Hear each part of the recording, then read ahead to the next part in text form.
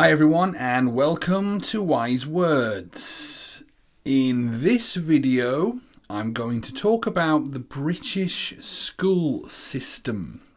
I'm making this video because I've had several people ask me recently about how the education system in the UK works.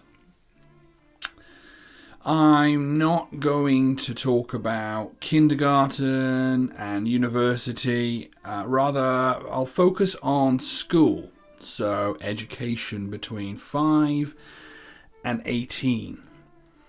So here are some basic facts. In the UK, children start primary school at the age of 5. This carries on until the age of 11, when children leave and move on to secondary school. This is sometimes referred to as high school, but that's really more of an American thing. From the age of 11, children are thrown into the world of secondary school. It's a scary place, believe me. I remember my first day on the school bus with all the big boys calling me names and pushing me around. Terrifying. That's right, we don't have middle school, which again is something imported from the American system. We go straight from primary school, or elementary school as it's called here, to secondary school. Once in secondary school, we start studying for our GCSE exams, which we take when we're 16. These exams cover a range of subjects, and students usually take 10 or more exams in maths, English, science, drama, French, etc. If you do well in your GCSE exams and want to continue studying, you move on to your A-levels. If you want to leave school at 16 after GCSEs, this is also possible. A-levels are the most important exams in a school student's life because they determine which university he or she may be able to go to. If you get 3 or 4 A's, stars, or A's at A-level, you have the chance of going to Oxford or Cambridge. We'll talk more about this in another video. Okay, so let's move on to look at types of schools that we have and why the system is a little bit unfair. There are different types of schools available in the UK, and not everyone goes to a state-run school. There are state-run schools, and these are usually referred to as comprehensive schools. I went to one. Some of them are great, and some of them are terrible. It really depends on the area, the funding, and the teachers. There are also what are referred to as grammar schools. Unlike state schools or comprehensive schools, the name comprehensive means that they accept anyone. Students have to pass an entrance exam to get into a grammar school. These schools are disappearing, but they still exist in some areas of England. Many people believe that because they are selective, they are better. But again, it tends to depend on the area of the country they are in.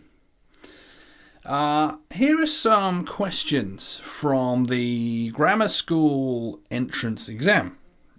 Can you solve them?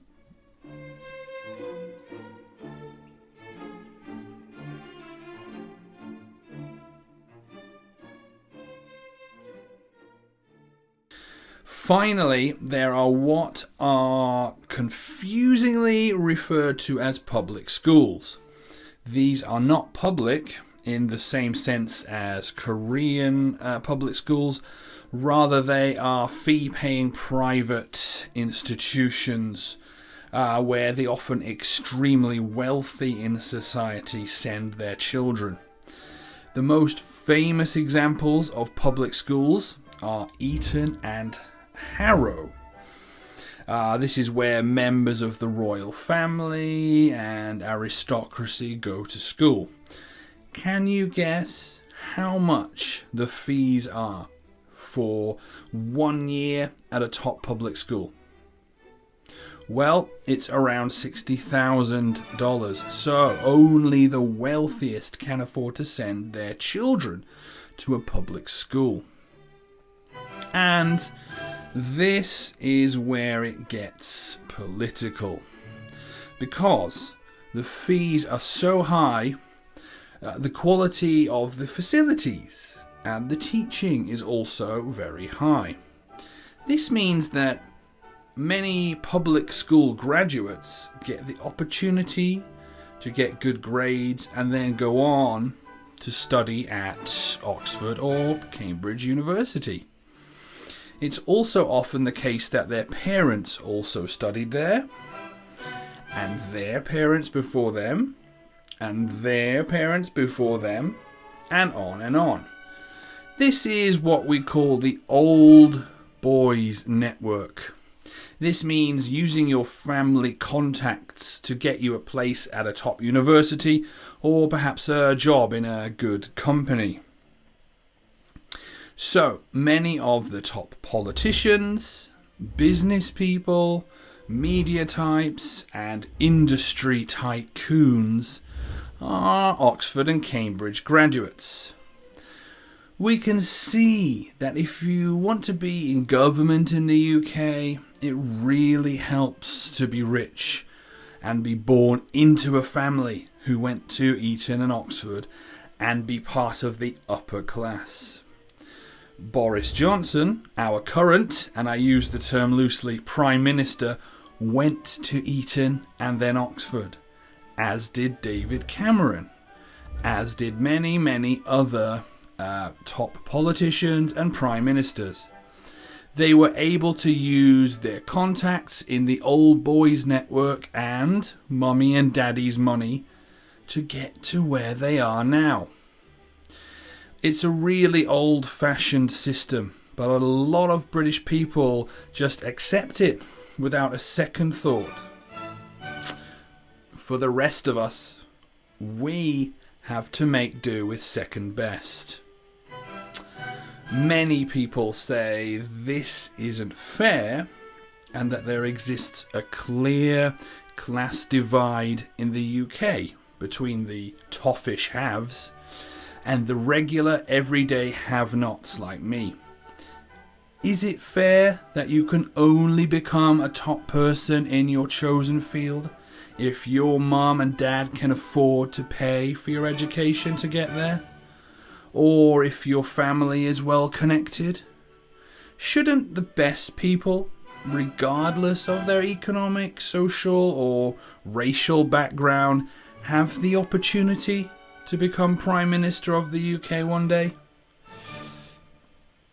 Is it right that the country is governed by a wealthy elite who have no idea how ordinary people live their daily lives and what they need to do to help them get better and improve?